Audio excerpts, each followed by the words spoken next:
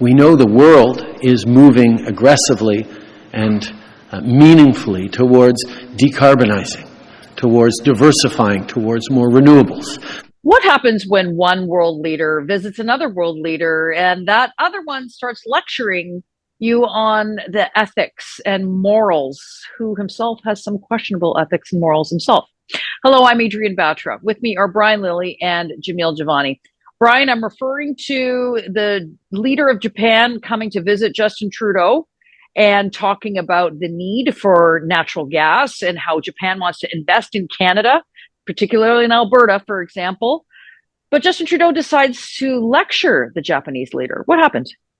Yeah, and Japan wants to invest in Alberta, by the way, in clean energy. They want to invest in ammonia and hydrogen-related projects. They see that as the way of the future. But what Japanese Prime Minister Fumio Kishida was saying to Trudeau in Ottawa was, okay, look, in the meantime, we need natural gas. And right now we get about 10% of our natural gas from Russia. We want to do business with Canada. And Trudeau's response is, well, you know, that's fine, but, you know, we need to decarbonize. We need to have electric vehicles. We need to move to hydrogen. Same answer he gave to the German Chancellor, Olaf Scholz, back in October. And since Russia invaded Ukraine, Canada has been under pressure to increase its exports of liquefied natural gas. Trudeau has been on the side saying, no, we're not going to do this. It takes too long. We can't do it. Germany just built a liquefied natural gas import terminal in a record-setting 10 months. Why? Because it needed to be done to get off of, unreliable Russian gas imports. Trudeau is so wedded to this green idea that we need to get off of all fossil fuels that even a clean burning one, a transition fuel like natural gas, is seen as evil to him. Majority of us heat our homes with natural gas. A lot of people cook with natural gas. You're hearing about this push to ban natural gas stoves in the US. Watch for that to come here, because there are already people trying to ban natural gas as a home heating source, even though it's a super majority of people in this country use that as their primary heating source.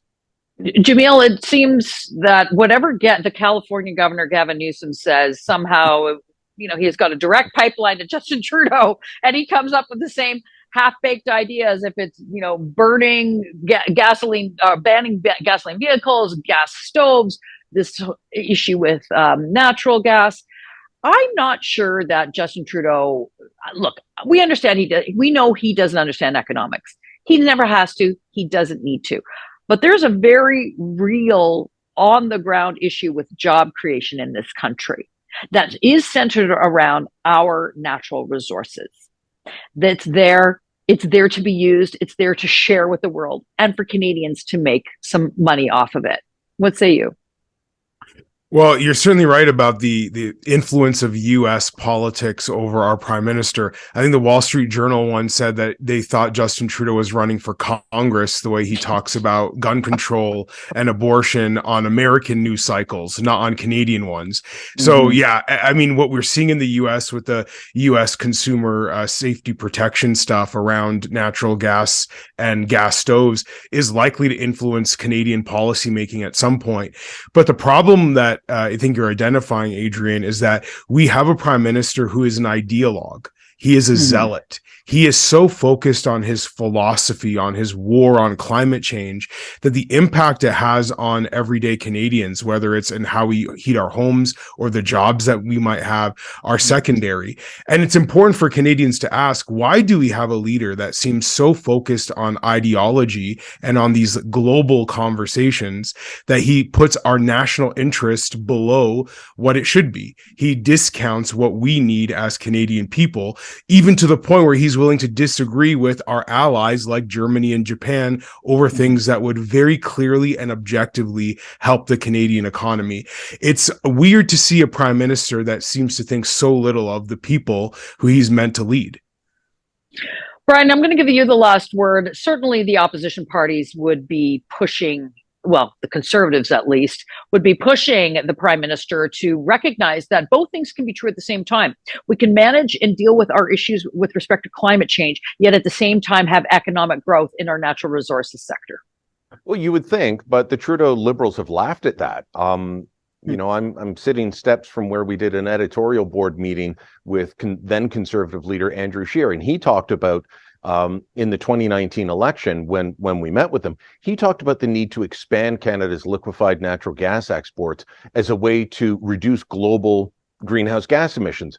How? Because it would displace coal. It would replace coal being burned in developing countries. And they laughed at that and said that's a ridiculous idea.